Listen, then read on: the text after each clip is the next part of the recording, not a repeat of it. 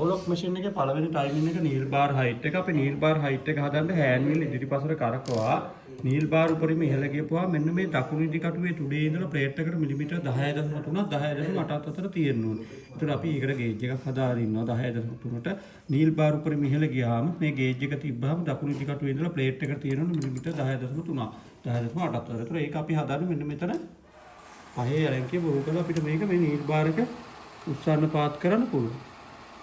පස්සේ ගේජ් එකේ ගාට හැදුවට පස්සේ මේ යන්නේ අද ගන්න ඕන.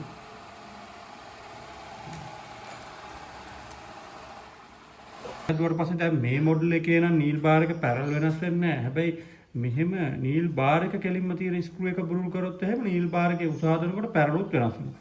පැරල් ඉගෙන ගන්න ඕන නිසා අපි පැරලුත් වෙනස් කරමු. පැරල් මෙන්න මෙතන නීල් ක්ලෑම්ප් එක ගලවපුවාම මේ පැරල් වෙනස් වෙනවා.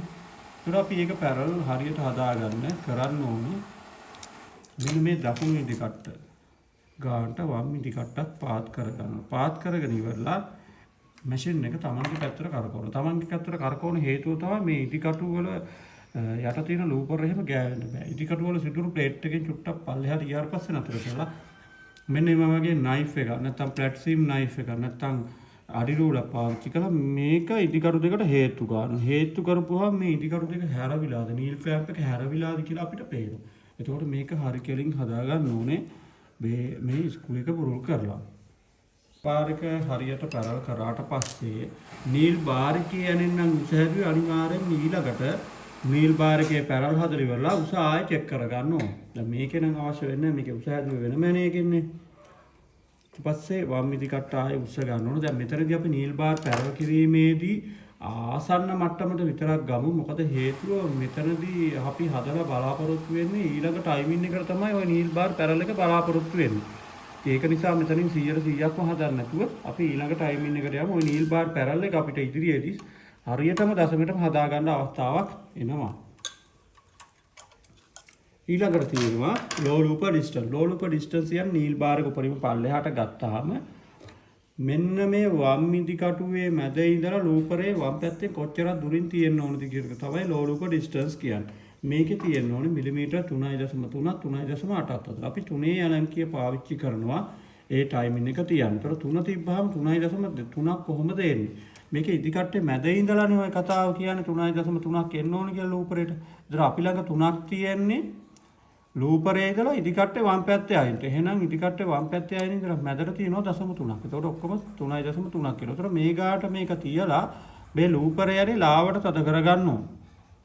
තද කරලා ඉවර වෙලා අපි මැෂින් එක මෙහෙම ඉස්සරහට කරකවලා ලූපරේ තුඩ වම් ඉදි කට්ට පහු කරගෙන භාගයක් ගියාට පස්සේ නතර කරනවා. නතර කරාට පස්සේ මේ ලූපර් තුඩයි වම් ඉදි කට්ටයි අතර ක්ලියරන්ස් එක ඔයාලා ඉගෙන ගත්ත විදිහට ෆින්ගර් නීල් එකේ වගේ මේ ලූපර් තුඩයි ඉදි කට්ටයි අතර ඊට නැති ගානට මේ ලූපරේ මෙහෙම ඉස්සරහා පස්සේ ගන්නවා. ඊට ඉස්සරහා පස්සේ ගස්සලා පස්සේ අපි මැෂින් එක තවත් කරකවනකොට ලූපරේ තුඩ දකුණු ඉදි කට්ට කෙලිගෙනකොට අර වමේ ගෑවෙන ගානම දකුණේ ගෑවෙනවා. ඒතර වමේ ගෑවෙන ගානම ලූපරේ තුඩ දකුණේ ගෑවෙන්නේ නැහැ කියන්නේ නීල් බෑර් එක අන්න හැරිලා. ඒතර අපි අර කලින් හදපු එක ආසන්න මට්ටමට හදලා තියාගත්තට ගැටලුවක් නැහැ. මෙතනදී අපිට හරියට හදා ගන්න පුළුවන් ලූපරේ තුඩ ඉදි කටු දෙකේම හරි ගානට ගෑවෙනකම්. දැන් අපි ලූපරේ දුර හදන වල මේ මැෂින් එක කරකවනකොට ලූපරේ තුඩ වම් ඉදි කට්ට කෙලින් ආවහම ලූපරේ තුඩ වම් ඉදි කට්ට ලාවට ගෑවෙනවනේ. ඒ විදිහම ලූපරේ තුඩ දකුණු ඉදි කට්ට කෙලින් ආපුවම ලාවට ගෑවෙනවා. දැන් මේකේ විදිහට නම් ලූපරේ තුඩ වම් ඉදි කට්ට කෙලින් ආපුවාම ඊට තියෙනවා දකුණු ඉදි කට්ට කෙලින් ආපුවාම වදිනවා පේනවා. දකුණු ඉදි කට්ට වදිනවා වම් ඉදි කට්ට ලූපරේ තුඩ වම් ඉදි කට්ටයි මෙයයි අතර ඉඳ තියෙනවා දකුණු ඉදි කට්ට වදිනවා. එහෙනම් මෙතන ප්‍රශ්නේ තමයි නීල් බාර් එක හැරවිලා තියෙන්නේ. නීල් බාර් එක අපිට හරව ගන්න වෙනවා. එතකොට අපි මේක මෙහෙම තියෙද්දි මේ අනේ බුරු කරලා අපි චුට්ටක් හරව ගන්න. චුට්ට හරව ගන්න මේ ලූපරේ තුඩ වමේ ගානම දකුණු තියෙනවා කියලා. ඒක වමේ ගානම දකුණු තියෙනවා නම් ප්‍රශ්නයක් නැහැ. කොහොම හරි ලූපරේ තුඩ වම් ඉදි කට්ටෙත් ලාවට ගෑවිලා දකුණු ඉදි කට්ටෙත් ලාවට ගෑවෙනවා. ඊට පස්සේ බලනවා අපි නීල් බාර් එක ආයේ පල්ලෙහාට අරන් මේක ලූපර් ඩිස්ටන්ස් එකද හරිද කියලා. හරි ලූපර් ඩිස්ටන්ස් එකත් හරි. එතකොට මේ පැත්තෙන් අපි ලූපරේ තුඩයි ඉදි කට්ටයි අතර ඉඩ බලන එකේදී අපිට වැදගත් වෙනවා මෙන්න මෙහෙම සුදු පාට පසුබිමක් මේ පැත්තෙන් සකස ගන්න එක. එතකොට මේ පැත්තෙන් ඉඩ තිබ්බනම් වැදුනා නම් අනිවාර්යෙන් අපිට පේනවා. මේ පැත්තට සුදු පාට පසුබිම දාගත්තාම තමයි ඒක අපිට බලන්න ලේසි. හරි. එතකොට ඔන්න ලූපරේ තුඩ ඉදි කටු දෙකේ ලාවට ගෑවෙන්න තියලා තියෙන්නේ. ඔයාලා දන්නවා ලූපරේ තුඩ ඉදි කට්ට ලාවට ගෑවුණා කියලා ලූපරේ ඩැමේජ් වෙනවා.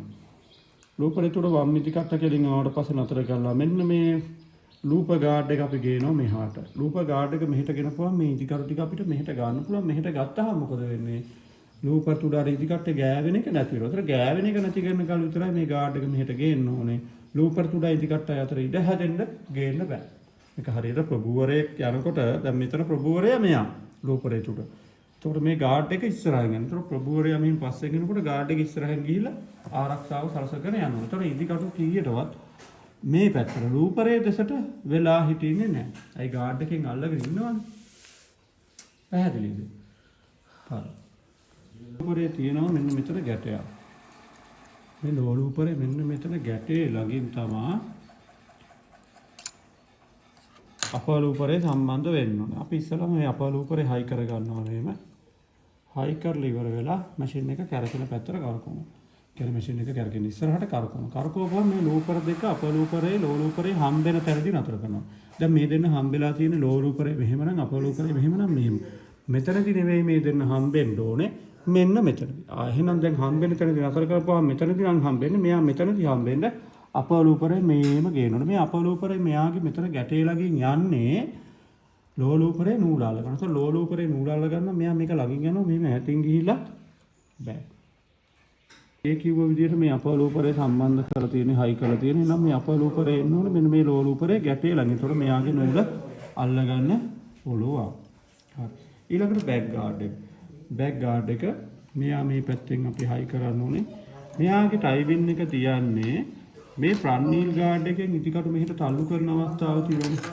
මෙන්න මේ ෆ්‍රන්ට් නීල් ගාඩ් එකෙන් ඉදිකට මෙහෙට තල්ලු කරන අවස්ථාව තියෙන. මේ අවස්ථාව ඔන්න ඔය අවස්ථාවනේ කියන්නේ ලූපරේ තුඩ වම් ඉදිකට කෙලින් එන කොටයි දකුණු ඉදිකට කෙලින් එන කොටයි තමයි මේ ගාඩ් එකෙන් ඉදිකට මෙහෙට තල්ලු කරන්නේ. මේ ඉදිකට මෙහෙට ආපු අවස්ථාවේදී මේ ගාඩ් එක ඉදිකටට පුළුවන් තරම් ලං කරන්න ඕනේ. ගෑවෙන්න බෑ. ඒකට අපි මෙන්න මේ පැත්තෙන් බලනකොට කෙස් ගහක ඉඩක් තියෙනවා. මෙතන ඉඩ වැඩි වෙනවා කියන්නේ අපිට වාසිය. ඒ කියන්නේ බෑක් ගාඩ් එක ඉදිකට අතර ඉඩ වැඩි වෙනවා කියන්නේ අපිට වාසිය. හේතුව තමයි ළමයා මහනකොට ඔපරේටර් ඉන්නේ මේ පැත්තේ.